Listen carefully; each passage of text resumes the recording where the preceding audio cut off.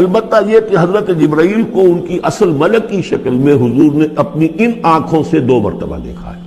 ایک مرتبہ بالکل آغاز میں، جبکہ حضرت جبرائیل جو ہیں ایسے ظاہر ہوئے، حضور اتر رہے تھے غار حرا سے، جبل نور سے، تو آپ کو آواز آئی یا محمد۔ یہ پہلی وحی کے بعد جو فترت ہوئی ہے، کچھ عرصے کے لیے وحی رکی رہی، اس وقت واقعہ پیش آیا۔ آپ نے سامنے دیکھا، پیچھے دیکھا، کوئی نہیں، نظر کوئی نہیں آیا۔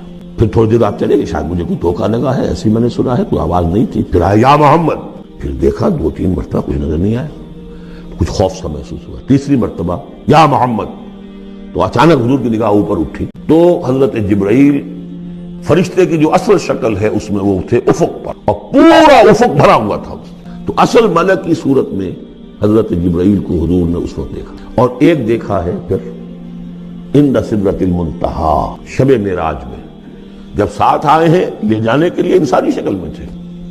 وہ سواری بھی ایسی تھی جس کو کہ براق کہا جاتا ہے، وہ بھی محسوس شے تھی، لیکن یہ کہ جہاں انہوں نے کہا 7ویں آسمان پہ جا کر کہ بس اب آگے میری، اب آگے آپ کو اکیلے جانا ہے، اس سے آگے اگر میں گزرا میرے پر جل جائیں گے، بے سوز تجلا بے سوزت پرم، اگر یکسر منہ برتر پرم، اگر میں نے اب اس سے آگے ایک بال برابر بھی میں آگے بڑھا تو میرے پر جل جائیں گے، تب آگے آپ کا کام۔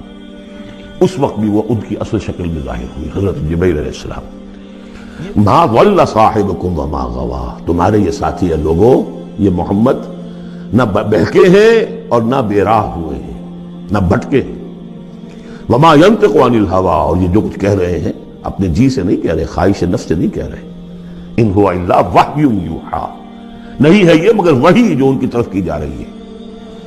علمہ شدید القوا، انہیں تعلیم دی ہے، سکھایا ہے اس نے جو بہت طاقت والا ہے۔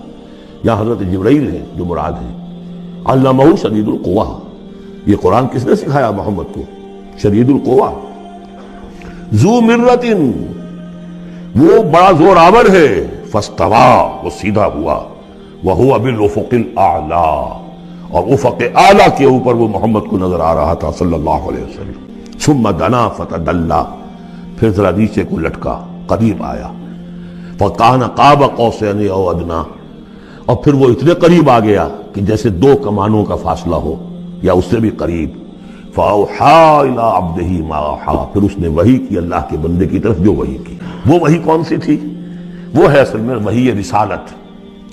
وحی نبوت جو تھی وہ تو شروع میں آ چکی، اس کے بعد یہ فترت ہو گئی تھی، کچھ وقفہ پڑ گیا تھا۔ شروع میں وحی جس سے کہ حضور کی نبوت کا ظہور ہوا ہے وہ تو ہے اقرا بسم ربک الذی خلق، خلق الانسان من علق، اقرا وربک الاکرم الذی علم بالقلم، علم الانسان ما لم یعلم۔